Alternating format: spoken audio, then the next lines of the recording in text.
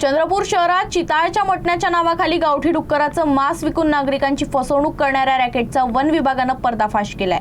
गुप्त माहितीच्या आधारे करण्यात आलेल्या कारवाईत दोघांना अटक करण्यात आली असून 5 आरोपी अद्याप फरार आहे। या प्रकरणामुळे शहरात मोठी खळबळ उडाली आहे। वन विभागाला मिळालेल्या गुप्त माहितीनंतर चंद्रपूर शहरातील मयूर हॉटेल परिसरात सापळा रचण्यात आला। या कारवाई दरम्यान कोरपणा येथील भालचंद्र मनोहर शिरकुरे याला मांसाचे 7 भाग विक्री करताना ताब्यात घेण्यात आलं। चौकशी दरम्यान भालचंद्र शिरकुरे याने पडोली येथील दिनेश खाटेक याच्याकडून सुमारे 50 किलो गावठी डुकराचं मांस खरेदी केल्याची कबुली दिली। त्यानंतर वन विभागानं दिनेश खाटेक यालाही अटक केली।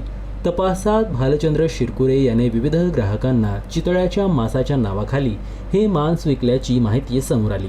पुढील चौकशीत या मांसाच्या विक्रीचे संपूर्ण जाळे उघडकीस आले असून अनेक जणांचा त्यामध्ये सहभाग असल्याचं निष्पन्न झालं। दरम्यान आरोपींच्या मोबाईल फोनची तपासणी केली असता त्यामध्ये जंगली कोंबडी आणि चितळ्यांच्या शिकारीचे व्हिडिओ आढळून आले। ग्राहकांचा विश्वास संपादन करण्यासाठी हे व्हिडिओ दाखवून चितळाचे मांस असल्याचा बनाव केला जात असल्याचं तपासात उघड झालं।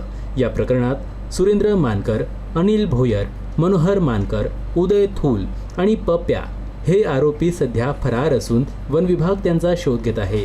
जप्त केलेल्या मांसाची शास्त्रीय तपासणी सुरू असून पुढील तपास वन विभागाकडून करण्यात येत आहे।